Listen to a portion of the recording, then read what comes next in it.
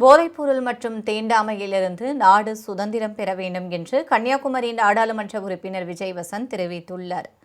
பத்மநாபபுரம் சட்டமன்ற தொகுதிக்குட்பட்ட மாத்தூர் பகுதியில் பெருந்தலைவர் காமராஜர் அறக்கட்டளை சார்பில் நடைபெற்ற சுதந்திர தின விழாவில் சிறப்பு விருந்தினராக கலந்து கொண்ட விஜய் வசந்த் எம்பி 10 மற்றும் 12ஆம் வகுப்பு பொதுத் தேர்வில் அதிக மதிப்பெண் பெற்ற மாணவர்களுக்கு நிதி உதவி வழங்கினார். விளையாட்டுப் போட்டிகளில் வெற்றி பெற்ற மாணவர்களுக்கு பரிசு மற்றும் ஏழைகளுக்கு மருத்துவ உதவி தொகை ஆகியவற்றையும் அவர் வழங்கினார்.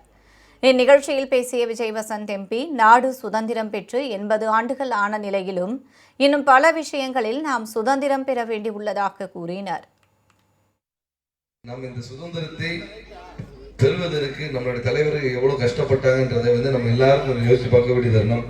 இன்னைக்கு நம்ம சுதந்திரமா இங்க மேடையில பேசுவதா இருக்கும், இங்க நம்ம உட்கார்வதாக இருக்கட்டும், நம்ம நினைத்ததை பேசுவதற்கும் பகிர்வதற்கும் அந்த ஒரு ரைட்ஸ் எல்லாம் கொடுத்தது இந்த சுதந்திரம் தான். அந்த காலத்துல எதுக்குமே ஆங்கிலேயர்கள் அடிமையாக இருந்து பல பிரச்சனைகள் பல போராட்டத்தை தாண்டி நாம் இன்னைக்கு இந்த சுதந்திரத்தை வாங்கியிருக்கோம். 80 ஆண்டுகள் ஆயிருக்கு. ஆனா இன்னும் நம்ம அடைய வேண்டிய சுதந்திரம் நிறைய இருக்கிறது.